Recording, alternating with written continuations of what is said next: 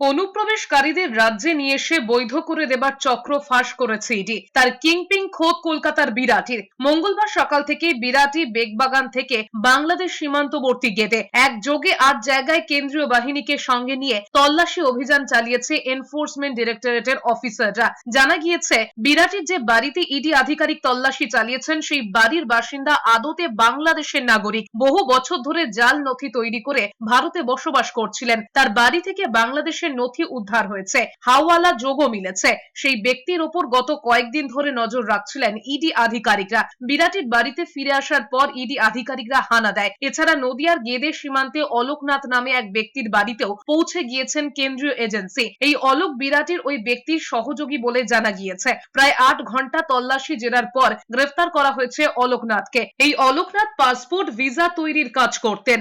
একই সঙ্গে বেগবাগান এলাকায় একজন ভিসা এজেন্টের বাড়ি এবং অফিসে মঙ্গলবার সকালে হানা দিয়েছে ইডির আধিকারিকরা। এদের বিরুদ্ধে ফরেনার্স অ্যাক্টে মামলা দায়ের হয়েছে।